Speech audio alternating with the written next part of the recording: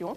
Deux jeunes Ardennais, âgés de 24 et 25 ans, viennent de recevoir une bourse de jeunesse et sport et une aide de l'ANVAR pour leur invention, le plastronique. Je ne vous en dis pas plus, car c'est Michel Pigeon qui va tout vous expliquer.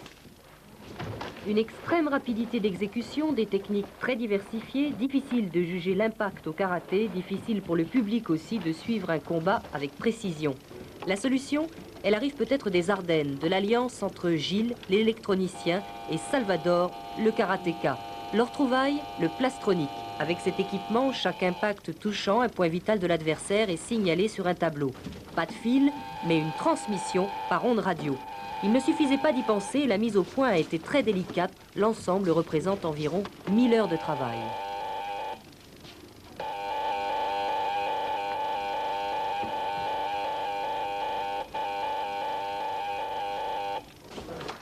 Première vocation du plastronique, la pédagogie. De cette façon, les points vitaux sont matérialisés, les jeunes peuvent travailler la précision. Un pas de vis permet même de régler la puissance du déclenchement. Mais la consécration du plastronique serait bien sûr la compétition. Pour cela, il faudra sans doute changer certaines règles du karaté. Reste à savoir dans l'immédiat comment les arbitres vont accueillir l'invention. Bon, bien sûr, il y en aura pour, il y en aura contre. Certains verront peut-être leur tâche un peu dévaluée. D'autres seront contents de se voir déchargés d'une tâche très très difficile, puisque bien souvent mal jugée du public. Donc je pense que il se pose actuellement une question, est-ce que le karaté désire rester art martial ou est-ce que le karaté s'oriente vers une adaptation, une application sportive à part entière? Un plastronique de la deuxième génération est déjà en préparation. Gilles et Salvador songent même à un tableau électronique géant pour mieux faire participer le public. Ah, ça aussi. Voilà, filé. Alors, une autre Alors il y a le invention. karaté, c'est vrai, oui, c'est pas, on n'a pas fini. C'est bien ça. Ça, c'est Alors, pas mal. C'est pour le karaté, ça. Vous Hein. connaissez l'escrime. Depuis oui. longtemps, dès qu'on a un point de touche comme ça, les arbitres avaient des petits plastrons.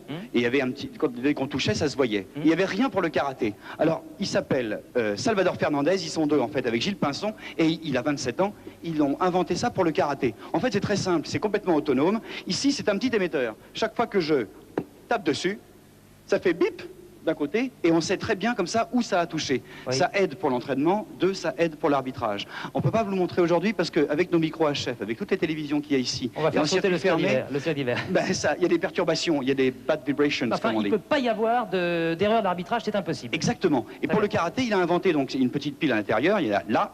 Il y a aussi... Je peux une fois, là, ça marche. Et quand je le touche là, ou bien quand je le touche là, ou quand je le touche là, ça marche. C'est formidable. Et comme Merci ça, messieurs et bravo, bravo. une... Vous allez encore dire Sanchez, il est gentil, il trouve toujours très bien ce que font ses invités. Bien encore une fois aujourd'hui c'est le cas puisque je reçois Gilles Pinson et Salvador Fernandez. Alors vous avez inventé un truc, moi je trouve ça génial. Alors vous nous expliquez un petit peu ce que c'est, on vous voit avec des protections là. Alors c'est un équipement de karaté qui sert à détecter les impacts lors d'un combat. Il comporte des microcapteurs. C'est-à-dire pour que les gens comprennent en fait Gilles, parce que en fait c'est un parallèle de l'escrime, c'est ça? Mais C'est enfin, un peu comme le système de l'escrime. ça sépare plus les points, c'est-à-dire les points sont bien séparés. Si admettons on appuie sur celui-là, c'est transmis directement sur le récepteur. C'est-à-dire ça marche vraiment, si je fais... Ah Voilà. ouais, je suis content, j'aime bien.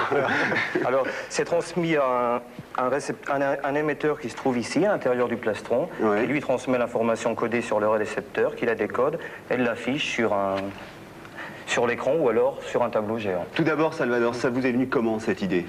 Ouais, à vrai dire, je pratique les arts martiaux, notamment le karaté, depuis une quinzaine d'années environ maintenant. Et bon, j'ai pratiqué la compétition pendant de nombreuses années et j'ai eu quelques petits pépins de santé. Ouais, donc ça m'a permis on est bien tiré quand même. Oui, mais De enfin, bonne ligne aujourd'hui. de santé, pas d'accident grave, mais enfin, bon, ça m'a permis de faire le point. Et devant sortir du circuit de la compétition, bon, ayant été après plusieurs fois champion de France, je me suis dit, tiens, il faudrait que j'apporte quelque chose de plus et bon, évoluer avec les autres sports et essayer d'amener un plus aux arts martiaux. Donc de tu as là, pensé à ça en fait. voilà. Mais alors, ça, parce que le système est relativement sophistiqué, tout de même ça coûte combien de mettre sur pied ce genre de projet? Et ça demandait déjà 2 ans de travail, un millier 2 ans de recherche. 1 millier d'heures de travail. Un millier d'heures de travail. Le et projet... en argent, à peu près combien? Bon, une vingtaine, trentaine de mille francs. 30 000 francs à peu près pour le mettre au point. Alors vous avez fait comment justement pour les trouver, ces vingtaines ou 30 000 francs? Tout d'abord, on a eu la chance d'avoir des sponsors industriels. Notamment, je l'ai cité pour leur faire un peu de publicité, le groupe Visa, qui est la société Ardenpack. Merci pour eux. De rien. Je n'oublierai pas de passer la caisse. Et puis, merci. Et bien sûr, une bourse défi du ministère Jeunesse et Sport. Ça vous a permis d'avoir combien? Le maximum, c'était à 50 000 francs. Ce qui nous a permis donc de lancer, ce qui va nous permettre de lancer la commercialisation dès septembre 89. Alors eux, la bourse Défi Jeunes, eh bien on va les remercier aussi. Et on va vous expliquer comment avoir une bourse Défi Jeunes. C'est-à-dire vous avez entre 18 et 25 ans, quel que soit le type de projet qui est en train de gamberger dans votre tête, eh bien vous composez sur votre téléphone le 16 1 48 285 285. Alors aujourd'hui justement, vos projets, qu'est-ce que c'est? Votre avenir, c'est quoi? Dans un premier temps, donc, on a créé une entreprise qui s'appelle Electronic Service, qui donc a pour vocation de fabriquer et de commercialiser le plastronique, qui bien sûr a comme application la pédagogie, le travail de la précision, l'assistance à l'arbitrage. Voilà, la facilité pour arbitrer. Alors vous avez besoin d'argent encore un petit peu, de sponsors, vous avez besoin de partenaires? Pour l'instant, disons que nous démarrons d'une manière artisanale, dans la mesure où s'il y a un marché qui se pointe à l'horizon, à ce moment-là, pour une application, pour une utilisation industrielle. Alors Gilles, on va en profiter pour donner votre numéro de téléphone, le numéro de votre société. Alors c'est 24 57 47 78. Ça s'appelle Electronic Service. Et ça se trouve dans la région de Reims. Ça se trouve à Charleville-Mézières. Et puis j'ai envie de m'amuser. Encore une dernière fois, regardez bien comment ça fait. Ça marche pas. Hop, ça fait ça, on enchaîne tout de suite, c'est le jet ski.